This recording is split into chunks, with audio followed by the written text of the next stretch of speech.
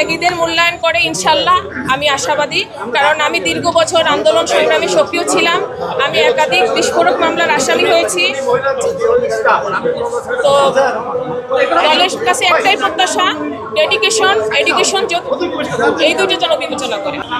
সংসদে তারাই যাবে যাদের সেই মানে দক্ষতা আছে, কথা বলারই আছে। এই জন্যই বলেছি যে ডেডিকেশন, তারপরে এডুকেশন বলতে তারাই যারা কথা বলতে পারবে, সেই ন্যূনতম যোগ্যতা অবশ্যই আছে, সেই দিক যেন বিবেচনা করে দল।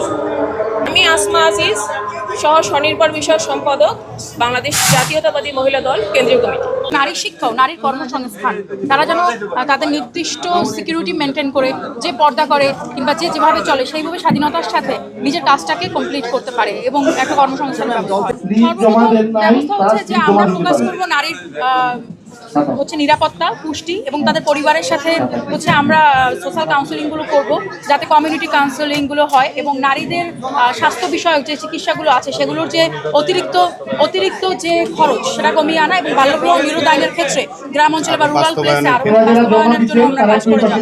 আমি জান্নাতুল নূর নুরমি, আমি বাংলাদেশ জাতীয়তাবাদী ছাত্র দলের কেন্দ্রীয় সংসদের সহ সাধারণ সম্পাদক। গত 17 বছরে আমি অনেক নির্যাতিত হয়েছি। আমি দলের সাথে কাজ করেছি, সেই 2001 সাল থেকে আমি কাজ করেছি দলের সাথে।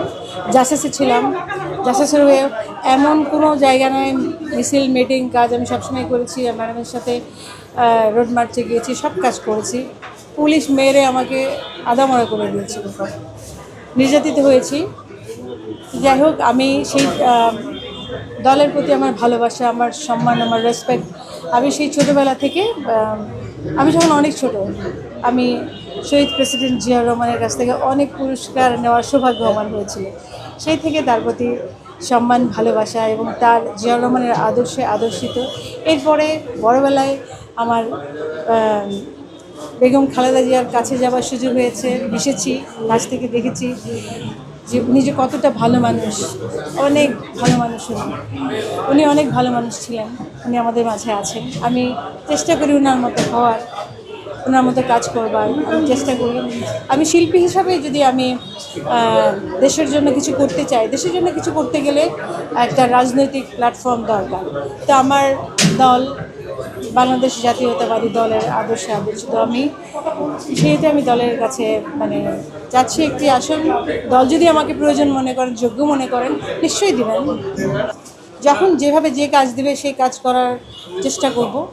এবং আমি যেহেতু শিল্পী মানুষ, আমি চাইব সাংস্কৃতিক অঙ্গনের যে ব্যর্থতা, যে বাজে অবস্থা, দুরবস্থা, সেগুলোকে ঠিক করার চেষ্টা করব আমি। এবং আমি আরও চেষ্টা করব যে আমরা একটু বয়স হয়ে গেলে আমাদের শিল্পীদের দুস্থ খাতায় নাম লেখাতে হয়, এটা যাতে না হয়, এটা নিয়ে আমি কাজ করতে চাই। এবং শিল্পীদেরকে, বয়স্ক শিল্পীদেরকে একটা মাসিক ভাতা দেওয়ার জন্য এটা আমি চেষ্টা করব, এগুলো করতে।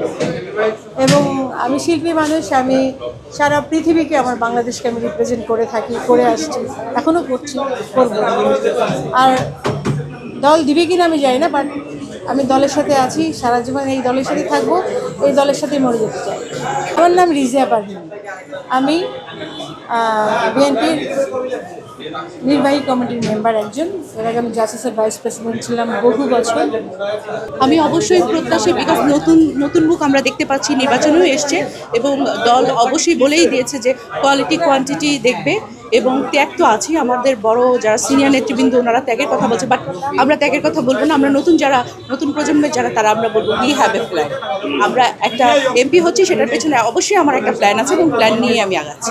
আমরা দেখেছি যে তারেক রহমান এসেই প্ল্যানের কথা বলেছেন এবং তিনি সেটা বাস্তবায়নও শুরু করে দিয়েছেন। আমরা 31 দফা পূরণের যেই প্ল্যানটি আছে, আমরা সেটাকেই পূরণ করার চেষ্টা করব। এবং তার মধ্যে আমি যে সেক্টর নিয়ে কাজ করি সেটা হচ্ছে প্রতিবন্ধী। আমি সংসদে আসতে চাই প্রতিবন্ধীদের রিপ্রেজেন্টেটিভ হিসাবে, এই ক্রমবর্ধমান বর্ধমান জনগোষ্ঠীর রিপ্রেজেন্টেটিভ হিসেবে আমি কাজ করতে চাই। আমি অন্যান্য নেত্রীদের মতো ত্যাগ তিতিক্ষার কথা বলবো না, কারণ বাংলাদেশে যতজন বিএনপি করেছে এবং বাংলাদেশ জাতীয়তাবাদী দলের সমর্থক যারা, তারা পর্যন্ত আপনার ত্যাগের স্বীকার করেছে, এটা অনস্বীকার্য।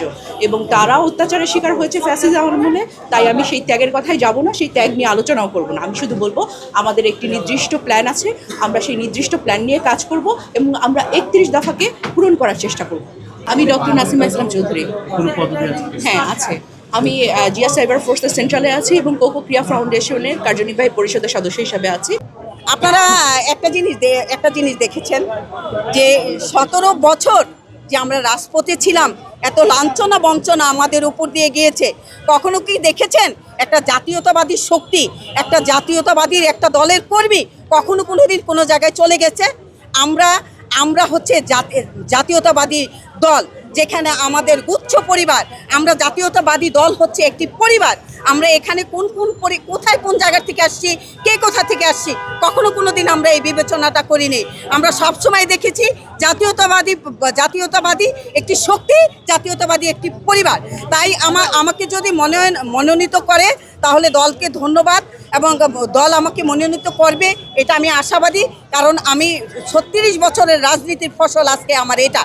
কারণ আমি জাতীয়তাবাদী দলের নমিনেশন কিনেছি আজকে 36 বছর পরে। আমি 90-এর গণ অভ্যুত্থান থেকে আমি ছাত্রদল করা একটা মেয়ে, আমি ছাত্রদল থেকে এখানে উঠে এসেছি।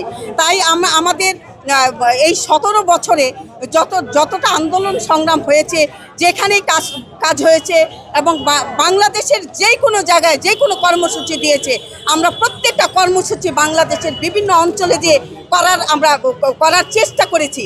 তাই আমার বিশ্বাস যে দল আমাকে মূল্যায়ন করবে। আর যদি দল আমাকে মূল্যায়ন না করে, যদি মনে করে সেখানে আমি মূল্যায়িত না, কিন্তু আমাকে দল যেখানে রাখে সেখানে অবশ্যই আমি নিজেকে অবশ্যই মনে করবো যে না, ভাইয়া যেখানে আমাকে রাখে সেইটাই আমার জন্য একটা প্রযোজ্য জায়গা। তবে আমার বিশ্বাস দল আমাকে অবশ্যই এই সংসদে রাখবে, এটা আমার বিশ্বাস। আমি পাপিয়া ইসলাম, আমি মুন্সিগঞ্জ জেলার থেকে নমিনেশনটা কিনেছি। আমি জাতীয়তাবাদী মহিলা দলের নির্বাহী কমিটির একজন সদস্য।